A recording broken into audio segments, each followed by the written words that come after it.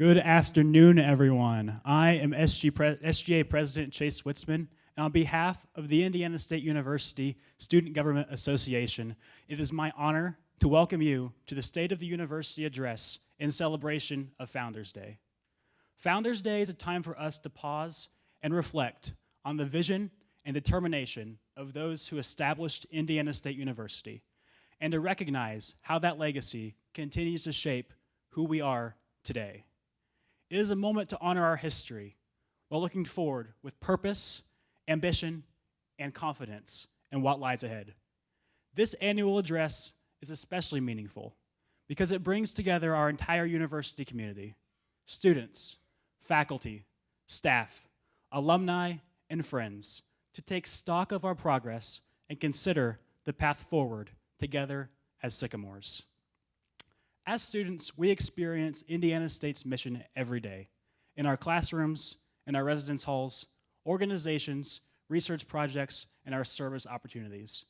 We see firsthand the impact of a university that is deeply committed to student success, access, and opportunity, and that is guided by a clear and forward-looking vision.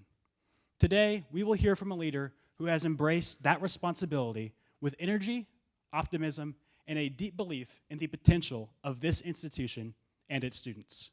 Please join me in welcoming Indiana State University President Mike Goddard as he delivers the 2026 State of the University Address in honor of Founders Day. Thanks, Chase. Well, thank you, Chase, and welcome. It is such an honor and a privilege to be here, to serve here as president, but to see the interest in what is going on at our university now, but where we head as we navigate forward into our future as well. So Founders Day, as Chase said, when we reflect back on what that is, and 161 years ago, when it was decided that Indiana State Normal School was going to be established here in Terre Haute, Indiana, and then just a few short years after that, we welcomed our first 23 students with 3 faculty members into our institution that we know today.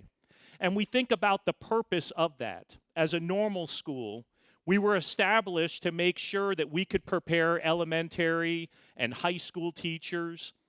We were established to make sure that we could provide that educational opportunity, that we could provide to our community as well, ways in which we could give back, ways in which we could continue to move forward, not only as an institution, but as a people and as a community.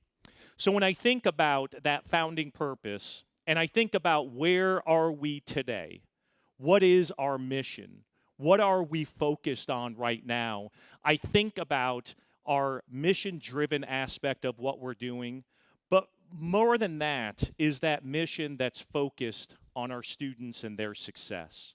One of the things that I've tried to be very consistent with since I've arrived here at Indiana State, I guess pretty soon I'm going to have to say almost 2 years ago, is that every student deserves the opportunity to have their own individualized pathway to be successful when they're here at Indiana State, but be successful in life and work once they graduate from Indiana State.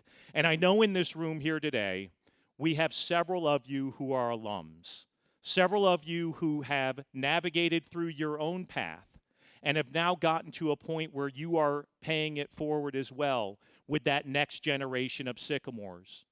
We're purpose-built as an institution for access, excellence, but most importantly, the impact that we're able to have each and every day on our students who are here with us now, on our alums, but also as we navigate forward on our future Sycamores as well and what that looks like for us collectively as an institution. Now, with that being said, I've had the opportunity over the past month to travel quite a bit and meet with our alums, meet with our donors, meet with friends of our institution. And one of the things that I half-jokingly, but really less than half-jokingly say is that we are not without our challenges. As an institution, we have challenges that we're dealing with. Higher education as a sector has challenges that we're dealing with. But I think what makes us special at Indiana State is the people, number one, but how we respond to those challenges and look for those throughout those challenges to look to see how are we going to respond to those. So I present to you today that although we have these challenges, the state of the university is strong. And the reason why it's strong is because of how we face those challenges. The reason why it's strong is because how we respond together. The reason why it's strong is because of our people. The reason why it's strong is because of the shared purpose that each and every one of us has to ensure that our students have opportunities to be successful in life and work. And it's strong because of the momentum that we're building collectively as an institution and collectively as people. That position that we're building on, that position of momentum, a couple of highlights with that to demonstrate where that momentum is right now. We welcomed the largest freshman class that we've had in 5 years at Indiana State University, an 11.4% increase in the freshmen that we had in 2024 compared to 2025. We had record retention rates for our institution as well. Those students who started with us in the fall of 2024 and came back with us as sophomores in 2025.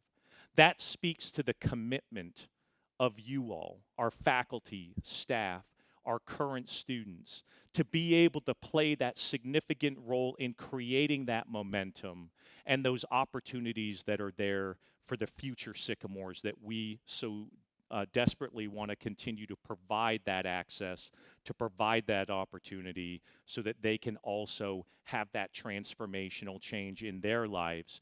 And as a result, oftentimes a generational impact for their families as well. When I think about our position that we're at, and one of those is financial. Where are we financially as an institution? Again, one of those challenges that we face as an institution is we did have a 5% reduction in our state-based operating appropriations for this fiscal year that we're in right now. That also came with an additional 5% withhold. Through that 5% reduction and that 5% withhold, I'm not a mathematician, but we have some in the room. Where's Liz Brown? There's our mathematician right there, Liz. 5 plus 5, I think, is 10. Yep, see, she just confirmed that for me. We're dealing with that. For us as an institution, that's a little over $8 million. So what do we do in response to that type of reduction in state appropriations?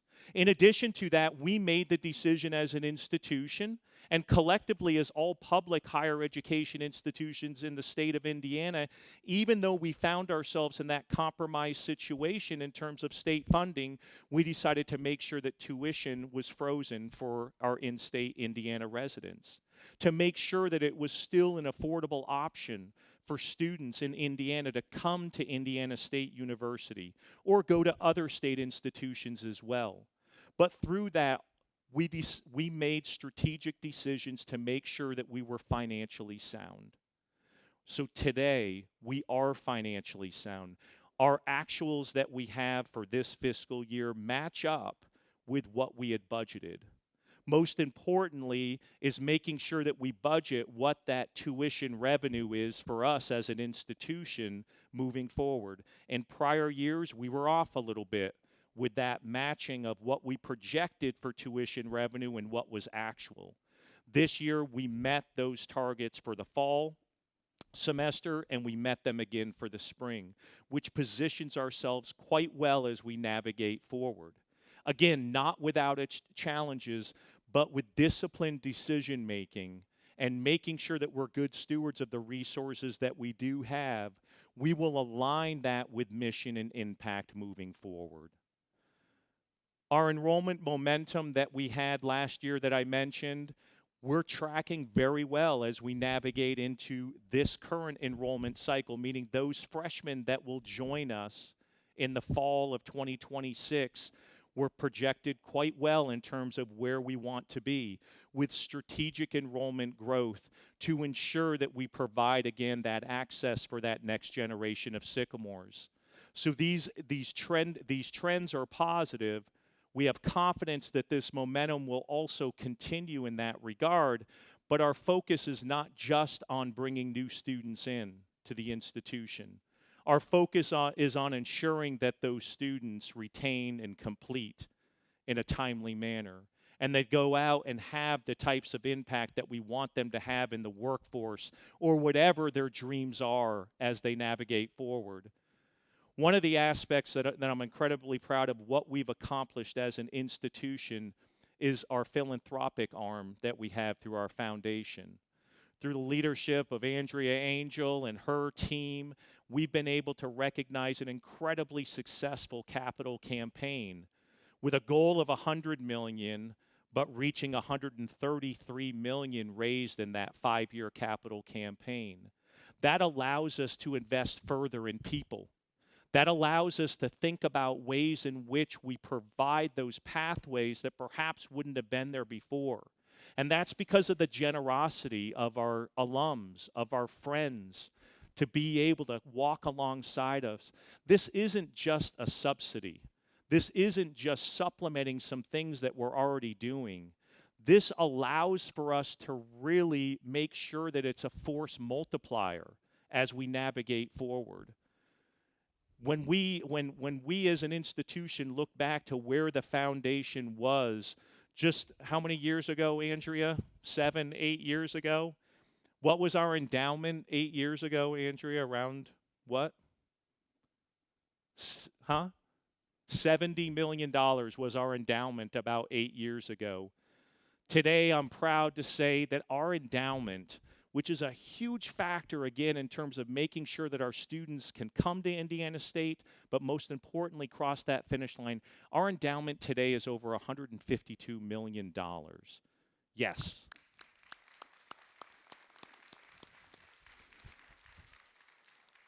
That provides scholarships. That provides more experiential learning for our students. That provides capital improvement for what we need to do as an institution to provide those types of work-based learning experiences that we know are going to be so incredibly important for our students.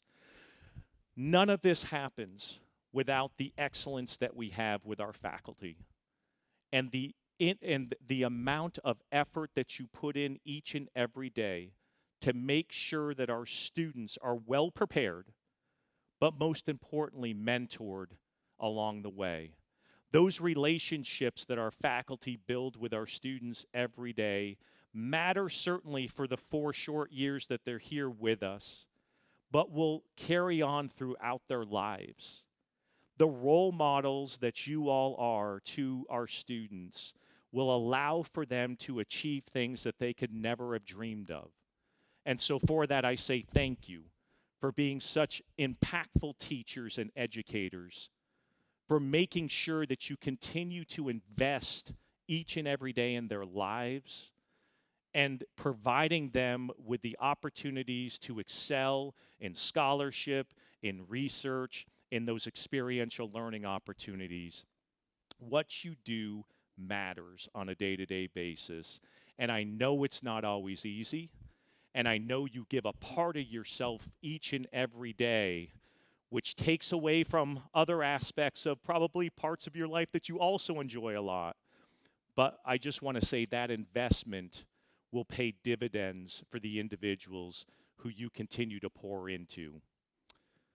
Our student success and the ways in which we look for us to kind of invest in this even further, we're looking at ways and trying to make sure that we expand even further our academic advising, our ways in which we have our coaching set up for our students to be able to navigate through perhaps that transition from high school or a community college and when they come here to Indiana State. We're looking at ways in which our tutoring and supplemental instruction is further enhanced as well. We're also looking at ways in which the early interventions that we know are so critically important to redirect our students to get them back on that path to be successful is so incredibly important. And we're looking at data-informed ways in which to expand that even further. You know, we've benefited, I say all, meaning all of higher education in the state of Indiana has benefited from the Lilly Endowment, and we continue to benefit from some of the grants that we've been able to get from the Lilly Endowment. One of the ones that we're working on now and other higher education institutions are working on is the AI in Higher Education initiative that the Lilly Endowment has set forth. They're going to invest over $500 million in this, and we have the opportunity as an institution, and we're navigating towards this opportunity to bring in over $8 million through this grant mechanism to be able to help us think differently on how to make data-informed decisions, utilizing AI as a resource as we move forward. None of that's going to take away the human component of what we do and how we do it. So I just want to say thank you to our staff for your investment that you put in every day into our students as well. Sometimes it's behind the scenes. Sometimes we don't necessarily see your face all the time with those direct student-facing interactions, but it matters, again, how you do that, how you build relationships. And you know, it's always those things. Sometimes you think back 10, 15 years later, and you get an email or you get a phone call or you run into a former student and they say to you, do you remember when you helped me solve this problem or helped me through this situation? And oftentimes I know how you react to that. Sometimes you reflect back and you're like, did I? Did I really do that? You did. You did that. And sometimes it's hard to remember those specific instances that take place because you do them every single day. And thank you for doing that. I know it becomes second nature to you oftentimes that this is just the right thing to do, and this is what we do at Indiana State University. I can tell you not every institution has this type of culture where we truly care for each other. And so as we look forward into ways in which we can even be more connected and more coordinated through academic affairs, through student experience and engagement, through enrollment management. All of these are efforts that take people investing in each other, people caring for each other through the day-to-day, and having that shared vision on what could be. One of the areas that we're looking at right now, and we're well on our way to continue to expand in this area, is to make sure that we continue to educate a diverse set of learners. We have students who perhaps are adults who never went to college before.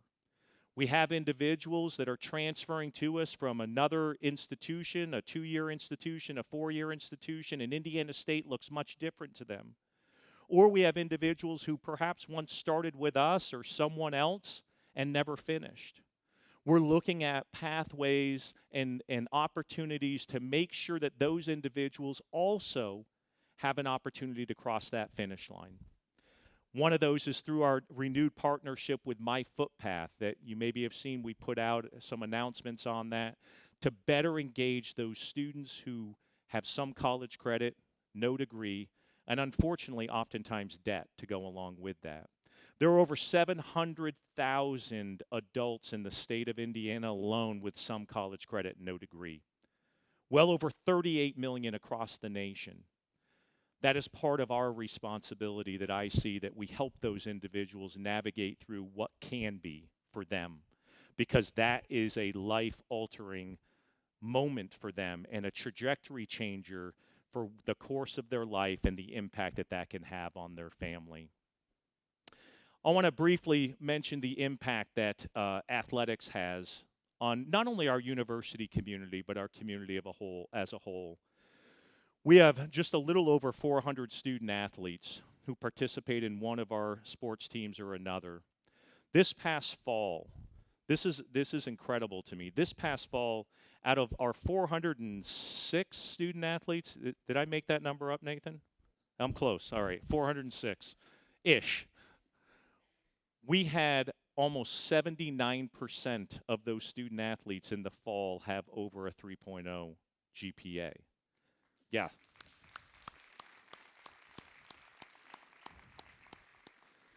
And I think about 56 to 57% of our student athletes were on the dean's list, so that's a 3.5 or above. Every single one of our athletics teams had a team GPA of over a 3.0, and some of them 3.8 or higher as a team GPA. That speaks to their commitment not only as athletes, but as most importantly as students as well. The commitment that our athletics teams have to our community also has made a difference.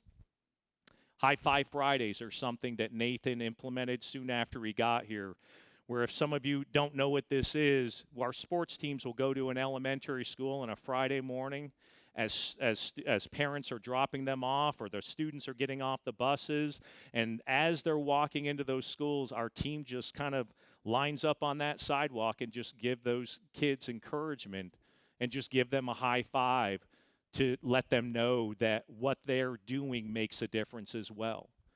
I think that type of giving back to the community is far beyond giving back to what we normally think about our athletes in terms of performing on the court, on the field, around the track, in the pool. And for that, I think we have a special environment that we're creating, again, where people care for each other. You know, as we look forward towards our strategic plan, our Board of Trustees approved it in December.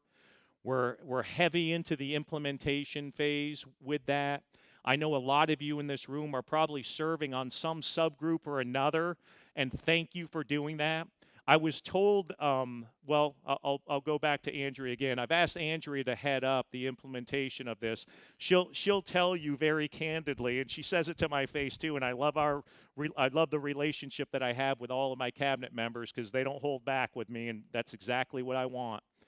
But she told me, well, I feel like I was kind of voluntold that I was going to head up this implementation. And I said, well, Andrea, you did such a tremendous job with that campaign, and you met all those outcomes that you'd set forth and exceeded them in so many ways. I can't think of a better person to do it. And so I think she took it as a semi-compliment along the way, too, and I hope that she took it that way. But I know a lot of you were also, maybe you feel like you were voluntold as well to maybe be on one subgroup or committee or another, but your impact is going to make a difference. And thank you, because I know that you're already incredibly busy. I know that you're already incredibly invested in so many other things that are going on here in the institution and outside the walls of the institution. But I want to let you know this will not be a static document. This will be a roadmap that'll guide us moving forward to make sure that decisions, investments, and definitions of success are created because of what we're committed to in this strategic plan.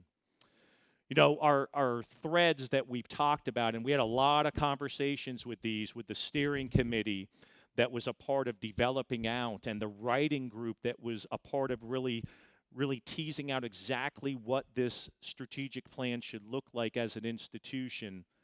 But the two threads that kept coming up were the fact of how much we care for each other here. So it was that culture of care. And the reason why I believe that that's so important is because that sense of belonging matters. It matters for our students. It matters for our faculty. It matters for our staff. Students succeed when they're supported. And I truly believe that our employees thrive when valued. And I wish I could see you all on a day-to-day basis to always say thank you for what you do. And but whenever we get the opportunity to thank each other, let's do that. You know, I've tried over the past couple of years, and my wife Catherine sitting there, so she might give me a look here in just a second. I try to now speak what I'm thinking a little bit more often. Like when you have positive thoughts about someone or what they've done or how they've contributed, tell them. Don't keep that to yourself. That really demonstrates that level of value that we have collectively. And I think the more that we lift each other up, especially during challenging times, some of those things are internal challenges, and some of those are going to be external factors that it's hard for us to have a whole lot of control over. What we can control is how we express our appreciation to others. And so my encouragement, and I will always try to do a better job of this too. I am not perfect with this whatsoever. But the more we can collectively think about doing it, I think the better off we'll all be as a community as well.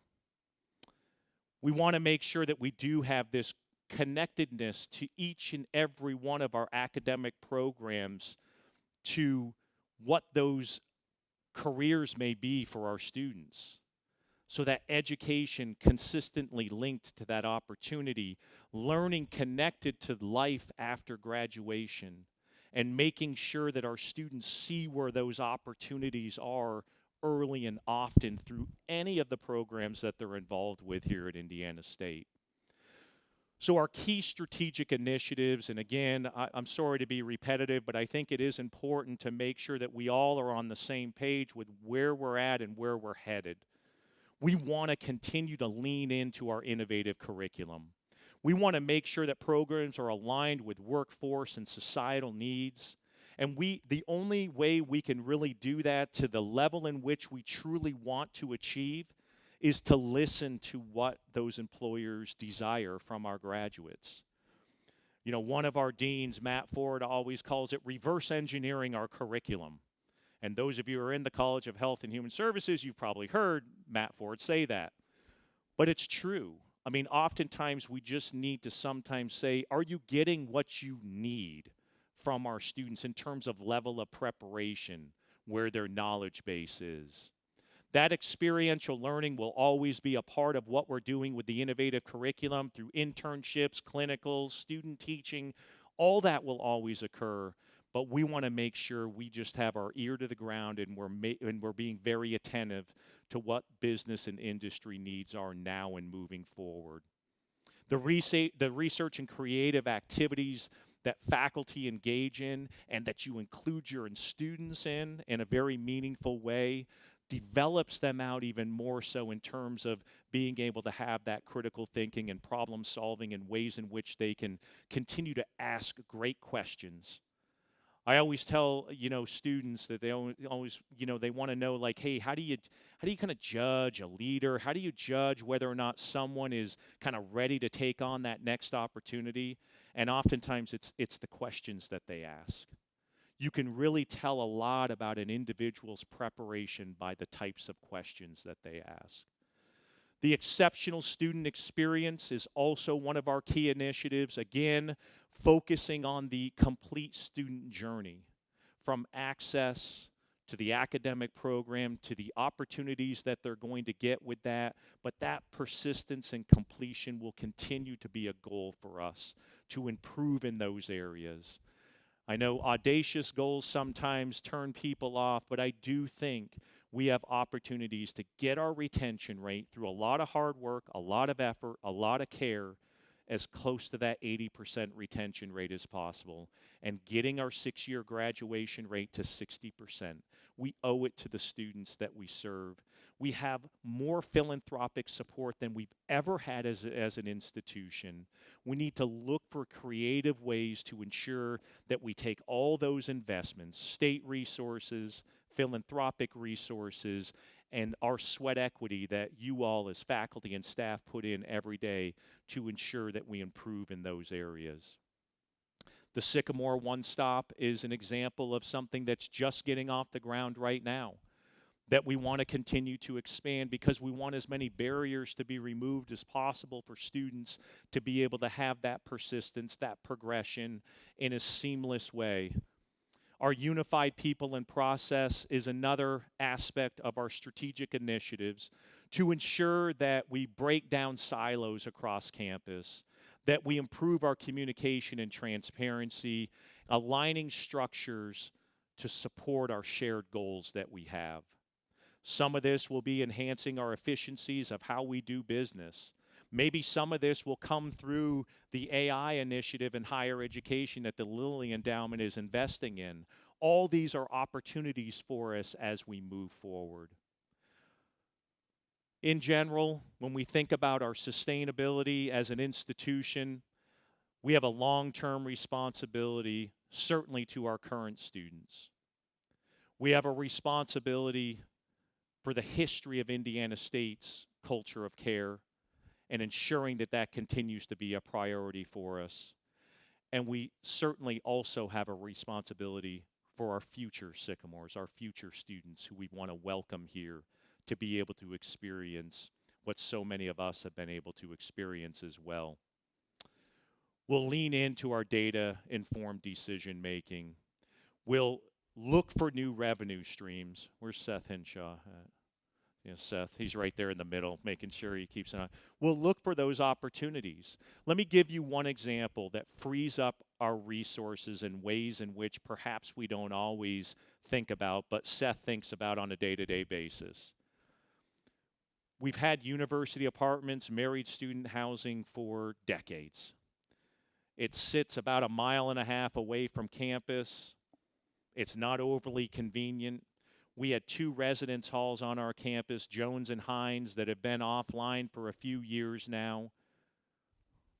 Benefit of Jones and Hines, they have each room has their own bathroom. That's where our students, that's a big deal as you kind of move in, right? We want to densify campus. We want more of our students to be here on our main campus to take advantage of all the opportunities, not only inside the classroom, but outside the classroom. We have a lot of deferred maintenance in those university apartments. We will save, Seth can correct me on my numbers, I get as close as I can, just like I did with athletics. We'll save between $600,000 and $700,000 a year just in utilities by not having university apartments online anymore, and perhaps utilize that property for purposes that may benefit the community as a whole moving forward, to be able to further the economic development of our region in ways in which we're talking about as a community right now with Riverscape. I mean, those apartments are right across from Fairbanks Park, and the Wabash River is right there. Imagine what could be. And we have people in our community who are taking on this level of work, and ways in which we can partner. Will continue to look for those. So those revenue streams can sometimes be from doing things differently, or sometimes stopping doing certain things and redirecting those resources to other areas of opportunity. So that's shared. We have a shared responsibility when we think about this. Progress happens through our daily actions. When we think about faculty supporting learning, staff solving problems, and students taking risks and seizing opportunities that are in front of them, all of this is us sharing in that responsibility now and as we move forward.